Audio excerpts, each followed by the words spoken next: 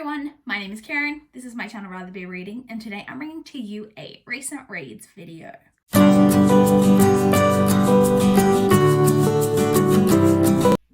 It has been a week since I last checked in. No, actually it's been 6 days, technically, because I filmed last week and on a Sunday, and today's Saturday. But we are talking about a week's worth of books, and I had a pretty good reading week. I managed to complete a total of 7 things. So let's talk about the 7 things, and then we'll do a quick check-in at the end with my 30 and 30 challenge that I'm doing for September. So the very first book that I completed this past week was Miracle Creek by Angie Kim. This is a legal thriller. We're following the court case, a court case where a woman is on trial. So there is a immigrant Korean family living in this small town who own a this medical apparatus, this like experimental medical apparatus, which is basically like an oxygen chamber treatment. It's like kind of like alternative medicine, and they own this chamber, and there was a explosion while this thing was in use, and 2 people were killed, 1 adult, 1 child, and several other people were injured. And the person who's on trial is actually the mother of the child who died while in this like apparatus. But the apparatus itself is owned by a Korean immigrant family. And we're following that kind of court case and trying to figure out exactly what went on. This book deals with a lot of really like tough issues. We really kind of look at the immigrant experience. That was probably my favorite part of the book, like the commentary on some of the hardships that you go through when you immigrate to another country, in this case from Korea to America.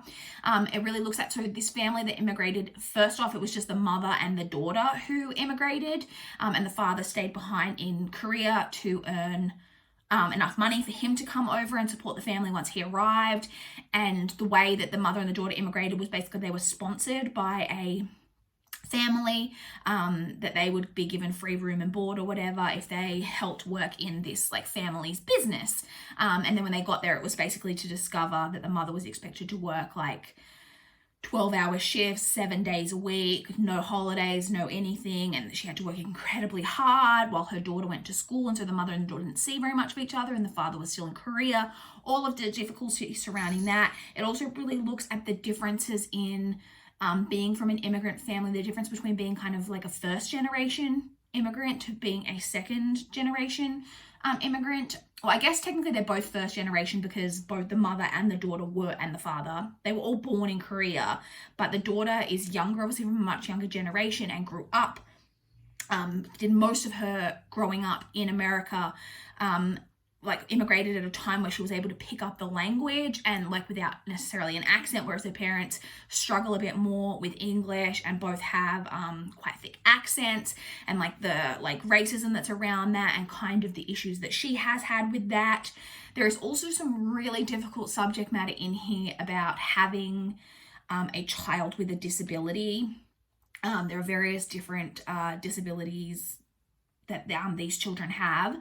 Autism is one of the main ones, but the real difficulties, the hardships that being the parent of a child with special needs can really have, and some of the darker places that may take you kind of mentally as a parent. So a lot of really tough subject matter, and I really liked a lot of the commentary that it had in there.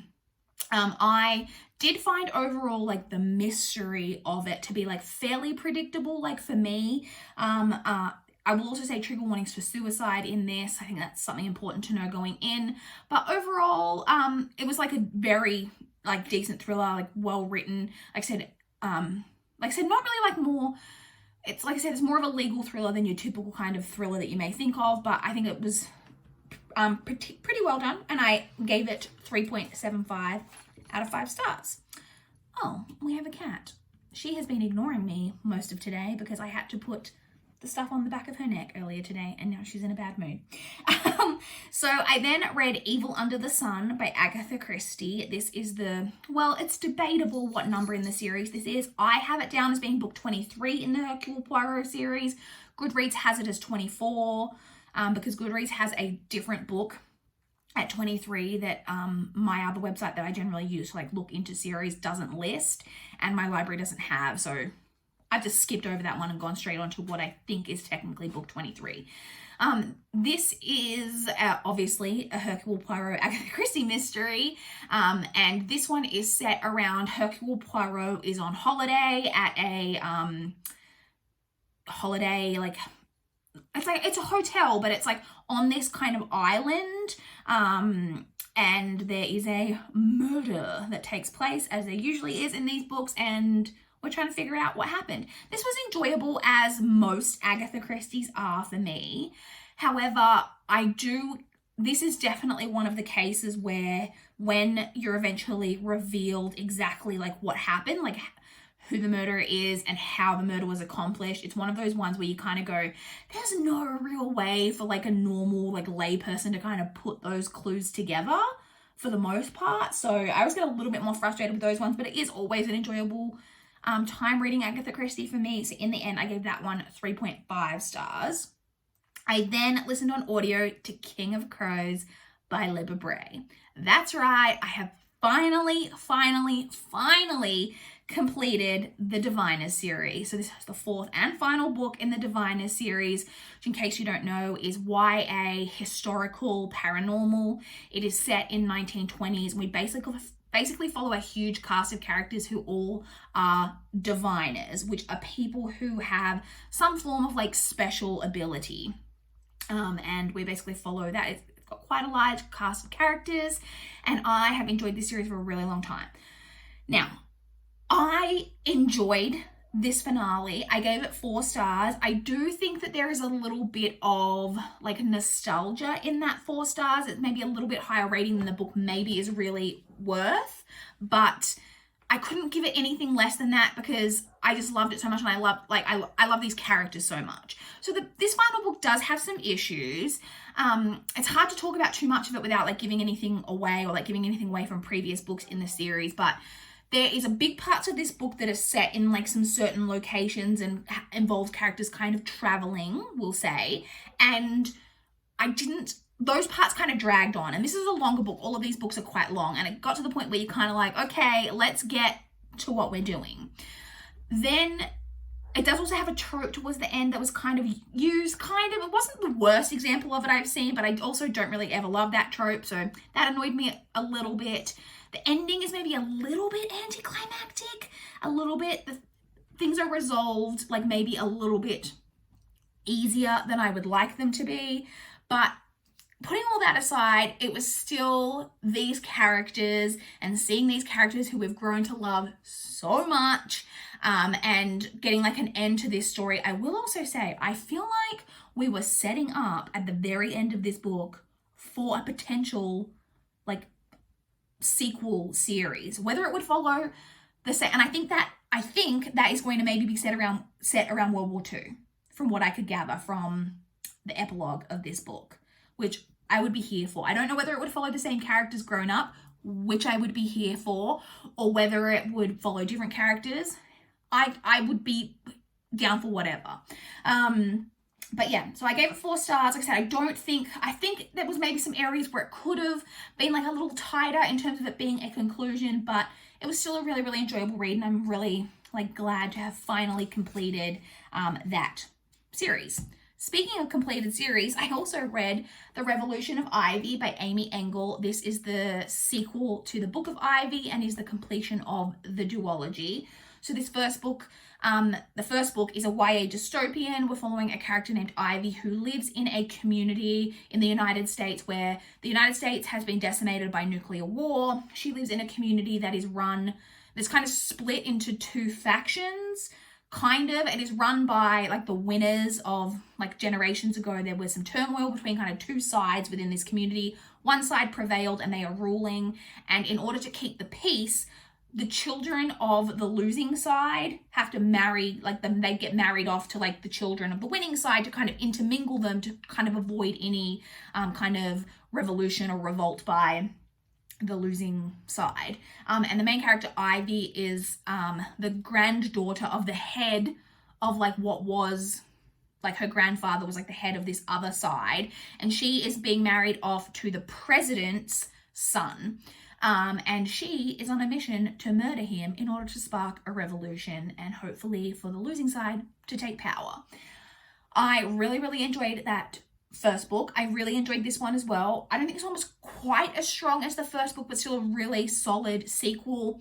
It's like kind of predictable in a way. There's nothing that really happens that was overly shocking. Like everything kind of goes down the path that you kind of expect it to, but it's done in such a good way. Like the writing's really good.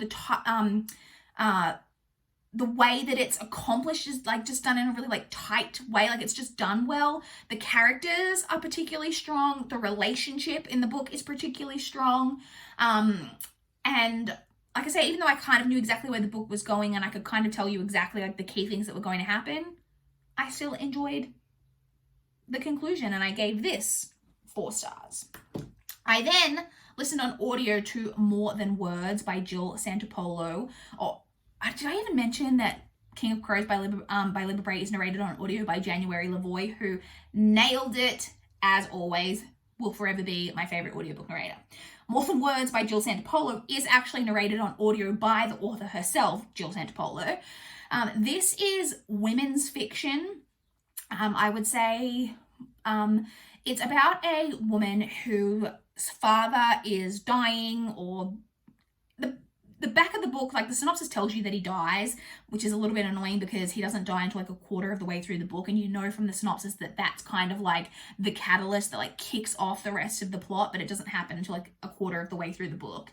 Basically, the father dies, and so it was just her father. Her mother died when she was like 8 years old, so she's grown up with it just being her and her dad, and her dad is very like wealthy. That he owns this like chain of like luxury hotels, and she's been incredibly close with him. And when he dies, she's very devastated by that, and she discovers some things about him that maybe she's not the man that she thought that he was. And then in addition to that, she's got this childhood best friend who she's recently started dating prior to the beginning of the book, who her father loved and really approved of, and she's struggling to know whether that relationship is the right relationship for her, particularly because she's starting to have some romantic feelings about her boss, or ex-boss, because she leaves that job when her father dies to take over being like the magnate of this hotel chain.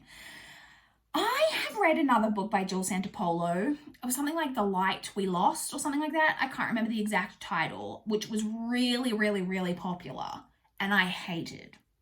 And so when I started reading this one, I was like, oh, this is that same author. This will be interesting to see how this goes. And I read through a couple of non-spoiler reviews on Goodreads, like as I was starting it, and they were all saying that this book did not live up to her previous work. And I was like, oh, yikes, because I did not like her previous work.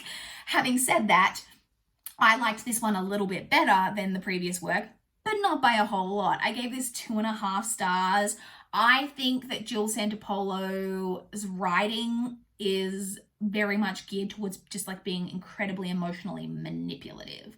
That's the main problem I had with the first book.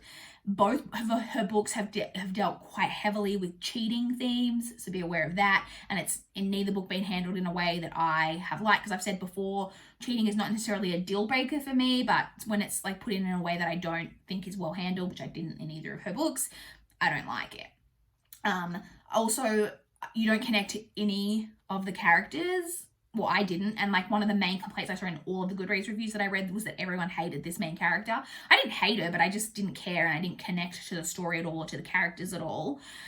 Then there is also some sex shaming that goes on, which I am just not about at all. And then also there are some sex scenes in here. Some like fairly not graphic, like not hugely steamy, but they're not fade to black at all. Like we get some sex scenes, which I wasn't necessarily expecting, not bothered by it. I don't mind a bit of smut in my books. But I was not a fan. They were just weird, like weirdly, like I already was not enjoying the book, but also those scenes in particular, I was just like, oh, like they were not good. They just weren't good, in my opinion. Did not enjoy those scenes at all. And like I said, I gave that 2.5 stars. I then read The Search Party by Simon Lellick. This is a e-arc that I received in exchange for an honest review from NetGalley. So this is a thriller. And we're following so we're kind of following a police detective, kind of, but you kind of get sprinklings of other POVs. So we're following a detective who, very tropey, has issues in his past from his hometown and has been sent back to like the hometown where he grew up to try solve a case of a missing girl. So a teenage girl went missing, and then in addition to that, 5 of her friends formed a search party like amongst themselves and went into the woods to like go this search party, and we know that something's gone down and someone has died as a result of that search party. And so we're following the events after the search party has happened, and we're basically getting snippets of interviews with the different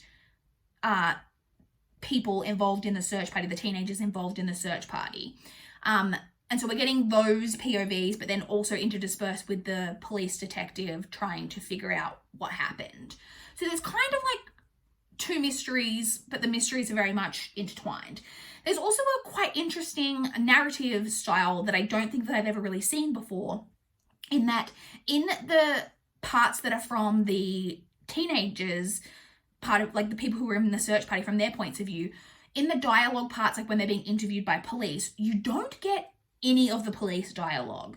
You just get the one-sided conversation of the teenagers responding to questions, but without ever actually hearing the question, which was interesting. It wasn't necessarily bad. Like you could very much pick up what the questions were for, like from context clues, or like what the answer was, like what the question was. It wasn't confusing in any way for me, but I just didn't understand why that was done. It was a bit odd. It wasn't necessarily good or bad. It was just odd. So I actually thought that the author created pretty good suspense, like with the whole part of the story where you're following these teenagers on this search party in the woods. Weird stuff's happening. It's all a bit creepy. I was into all of that. The overall outcome of what happened at the end of this mystery, like the way that it was resolved, I wasn't really into. I just didn't really like the ending. But it was interesting in some ways. So in the end, I gave that 3.5 stars. And then the final book that I read this week was, that's not it, I just picked up the wrong book. It's this book, The Kiss of Deception by Mary E. Pearson. This is the first book in the Remnant Chronicles.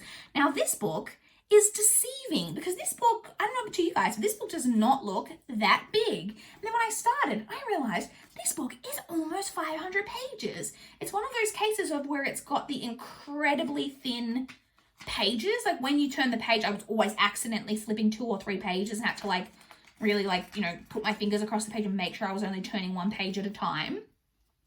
So like I said, this is the first book in the Remnant Chronicles. This is YA fantasy.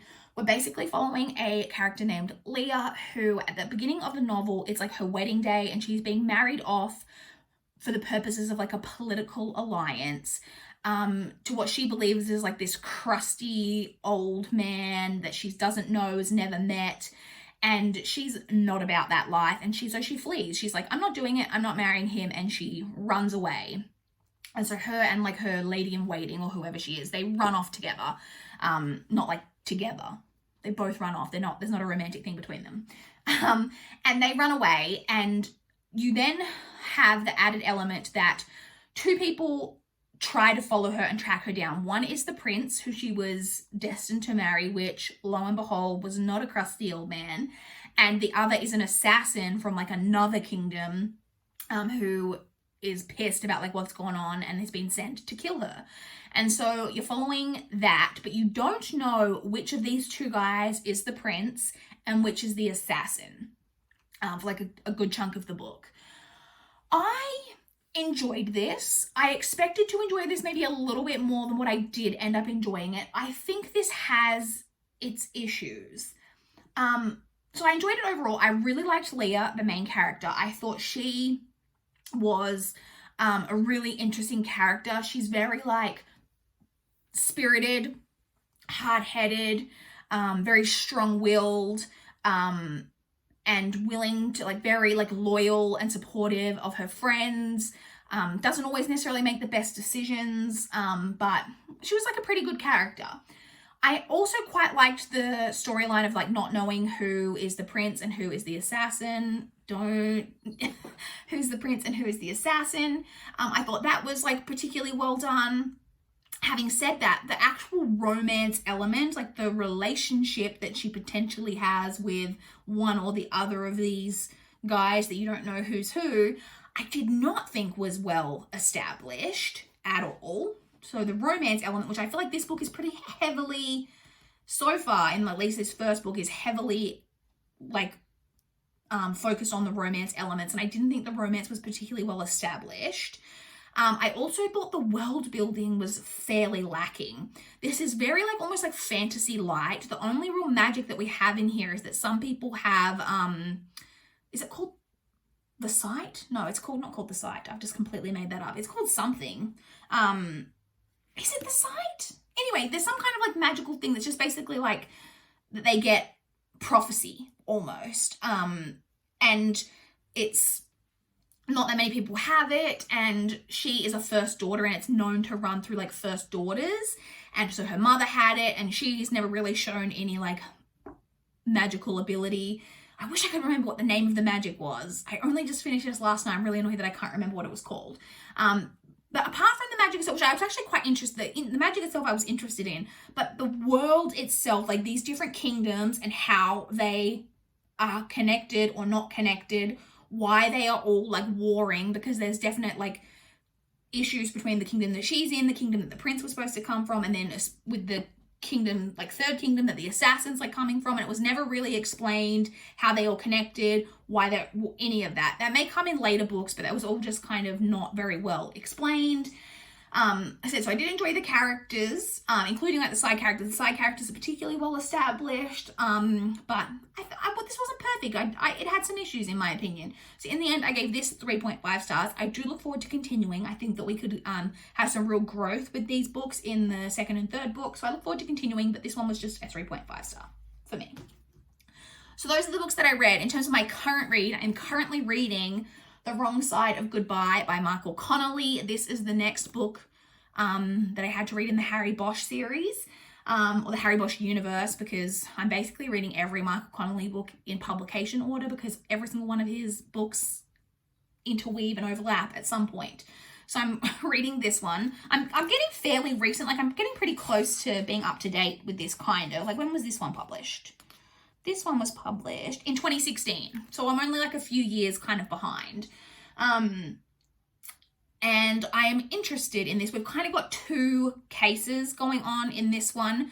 We have the case of a billionaire man who is trying to track down his, so he's a billionaire, but he's like 85 or something, and he's like getting very old and like sickly and like close to dying, and he has no heir. He's never married, got no children, and he is trying to basically find, he had a girl that he had a relationship with back in like 1950 that he got pregnant, and he like out of wedlock, and he was 18, she was 16, and the father basically forced him to like abandon this girl, and he never saw her again, and he doesn't know what happened to the child. So he's basically trying to track down the kid to find out what happened to the kid, and potentially maybe leave the kid billions of dollars, which, I mean, I don't want to find out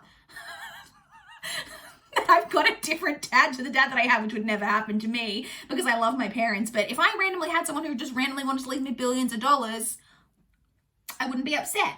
And there's also the case of some unsolved rape cases that are all connected, like a serial rapist that we're also trying to solve. I haven't read a huge amount of this yet. I am on page, I've read 124 pages. It's like less than 400 pages. So I'm like made a decent-ish chunk in this.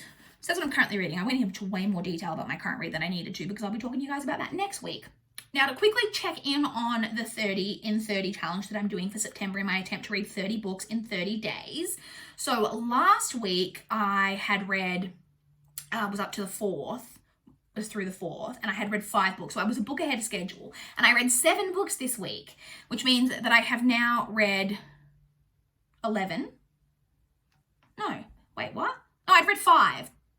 Yeah, so now I've read 12. I was gonna say I'm still a book ahead. So this recent reads is spanning up through the 11th, and up to the point of through the 11th, I have read 12 books. I'm still a book ahead of schedule. And I'm really happy with that because I haven't had to push myself at all with my reading so far this month. I've just naturally, I expected that I would fall like a couple of books behind, and then at the end of the month would have to like find some short books to catch up. But so far, so good. I've managed to just, with my natural reading, keep on top of a book a day. So that's how that's going. So that's it, I think. So I just feel like I've been really incoherent in this video. Also, the lighting is terrible. It's only 4 o'clock in the afternoon right now, and I started filming at closer to 3:30. But the lighting is just atrocious, and I apologize. I would love to chat with you guys in the comments down below if you've read any of the books that I read, or if you want to chat about what you guys have been reading recently. I would love to know.